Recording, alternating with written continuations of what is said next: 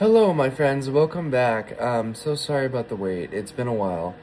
I had a lot of crazy stuff go on, and I've been working really hard on getting this animated show at least in production. You saw a little bit, one clip I just posted on my shorts. But yeah, today we're back and we're finally going to read chapter 6. We found out what the Sentinel had to say about Gatespire and the truth, and so let's test it and see what's going on. Chapter 6, Speed and Suspicion. Back to Blitz's point of view. When I arrived home, it was late at night, probably around midnight. I was exhausted and went straight to bed. The next day, I decided to have one last lazy day and slept in. That way I could figure out and organize my thoughts from the trip to the Sentinel's place. As my thoughts came rolling in, I felt the warmth of my blanket on my body as I sat up and scooted to get out of bed. Could Gatespire really be this horrible villain pulling strings, carrying out the orders of his master? I need to be careful. If he finds out I have any doubt, it could be very dangerous. I then got dressed and headed straight for the company building. While driving, my thoughts continued to take my ponder. I have to come up with a way to prove Gatespire's evil if he really is, with being careful. I just couldn't figure out how. This was starting to make me think harder, which was frustrating. I eventually made it to Voltrax International headquarters. I parked my car and headed up those stone stairs. After greeting Victoria at the front desk, I headed to meet Victor. When I entered his office, he had a guest he was already talking to. "Hey Victor, who is this?" I hugged Victor. "This is Brandon Ashford. He owns a huge company in Tokyo. His company is the second largest company in the world, second only to you. It's called Inferno Corps. They specialize in weapon production, using lava and ash as fuel.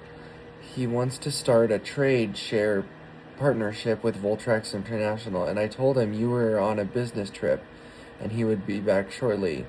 I shook Mr. Ashford's hand. "It's nice to meet you, Mr. Ashford." He then smirked before shaking my hand as well. His voice was harsh, dark, and nasty. "Believe me, Mr. Cross, the pleasure is all mine." I pointed towards the door of Victor's office before walking for the exit. "Please follow me. We can discuss this offer in my office." He then chuckled and followed me. "I would be delighted." When we reached my office, I sat in my chair behind my desk and he sat in front of my desk. Although the offer was intriguing, I will unfortunately have to decline. I am sorry to say that Voltrax International can't operate the sales of lava-manufactured weapons. It's not safe for our buyers. His smirk faded and he got angry. He placed a hand on my desk. "Am I mistaken, or did you just decline an offer from Brandon Ashford?" I simply chuckled and sat back and placed my fingers together before crossing my legs. "No, I think you heard me. The answer is no." I was very calm and collective, and he then started to raise his voice. "You cannot do this. Are you an idiot? I am the owner of Inferno Corps, the second biggest company in the world." I just chuckled. "And I own Voltrax International. My company is at very least $500 billion ahead of yours. I am the number one in the world, and this interview is done. Security!" He was livid now. "I will kill you for this. You will pay." My security just escorted him out. Well, now that is taken care of, I need to talk to Victor. I then called him up to my office. He walked in shortly after. "You called for me, Ryder?" I smiled when I saw him. "Yes, I have a few things I need to catch you up on." So me and Victor sat down and talked. I explained about Brandon Blaze, aka the Sentinel, and everything that he had informed me about. The truth about Gatespire and his mysterious master. I need to figure out who this so-called master is. I got up and walked around my desk and leaned up against my desk. This is so much to take in. You do realize what you're suggesting, right? You're saying that the Gatespire is an evil mastermind and that he has been corrupting the Sentinel Society from the very beginning, from the inside. And the Sentinel himself told you this? I don't know if I can believe this. He was completely shocked. Please, you have to believe me. Victor, you're my closest friend, and this is something I can't do on my own. He then sighed and slouched further in his chair. I don't know what to say or even believe anymore, but I do believe you, Ryder. What do we do? I walked around and sat back in my chair. We need to be careful. If he gets even close to finding out the truth, everything could end. He sighed once more. I don't like this, Ryder. This isn't safe. How do we even start to come up with a plan to even stop Gatespire? You're fast, but he has every power you can think of. The only person who could defeat him is the Sentinel himself, and he's retired. This is impossible. The only power you have is super speed. I looked down and it was my turn to sigh. Calm down. Nothing is impossible. We can do it. I believe in us. If Gatespire really is this big bad, then it's up to us, the good guys, to take him down. He then thought for a second before looking at me. I could tell that it was a straight fear. We can do this. I believe in us. I then got a phone call. Crap, it's Gatespire. I have to take this. I walked away from Victor. Hi, this is Blitz. How can I help you? Hi. His voice was deep and calm, but raspy. Blitz, it's Gatespire. Hi. Where the hell have you been? I was little bit surprised at his tone. It was new for him. I told you I was taking PTO and I just got back. We need your damn help. Downtown immediately. No excuses. I was blankly and completely shocked. I'm on my way. Good. Now hurry the fuck up. I looked at Victor and he seemed frightened. I then ran off towards downtown in my suit. Okay, when I say it was a ghost town, I mean it was a ghost town. I arrived and there was no one to be found. Villain, hero, or civilian. It was deserted. What the hell? I whispered to myself. Hello, Blitz. A dark and slow voice came from behind me. I whipped around and there was a skeleton.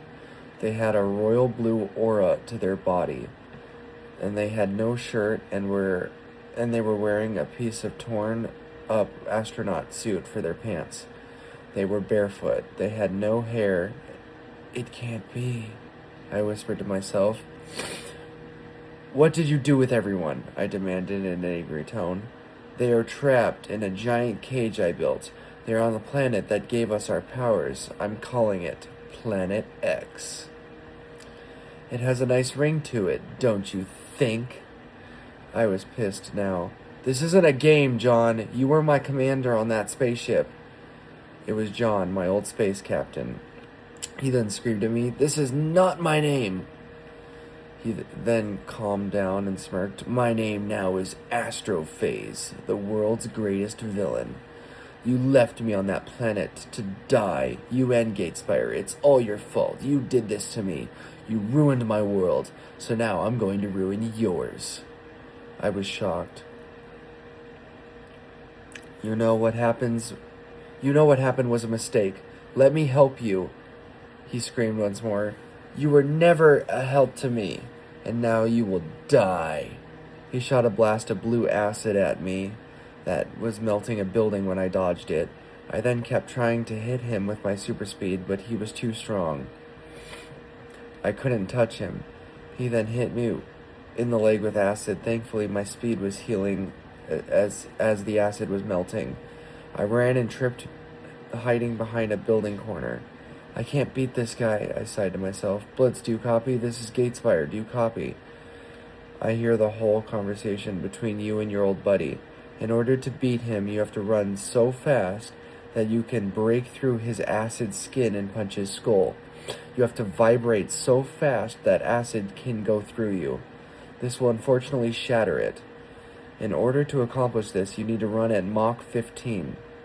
This means you have to hit 11,000 miles per hour. Trust me, you can do it. I believe in you, Blitz. The world believes in you. You can do it. Now run. I smiled at myself and took off. I ran about 250 feet outside of the city limits. He was in the middle of the city. I then turned back towards the city, and then I accelerated. I ran as fast as I could, and I do think that I hit Mach 15. Then I saw him. I closed my eyes. I saw my parents, my friends, my life. It was beautiful. Everything I saw passed by. I opened my eyes and saw fear on his face as I neared. My jaw collided with his fist, punching him in super speed. It caused an explosion of wind and gusts everywhere, and everything went black. When I woke, I was in a medical bed, and I was surrounded by my friends and family in Gatespire. I opened my eyes and sat up. I got out of the bed and started to wander around the room. After blinking, no one else was there this time. Then I heard the room open, and Gatespire walked in, followed by Agent Danger. When I saw Agent Danger, I was nervous. I was scared that he would find out he was a suspect in my investigation on Gatespire. "Hi," he said. He smiled. "Hi, kid. Glad you're awake. How are you feeling?" "I feel fine.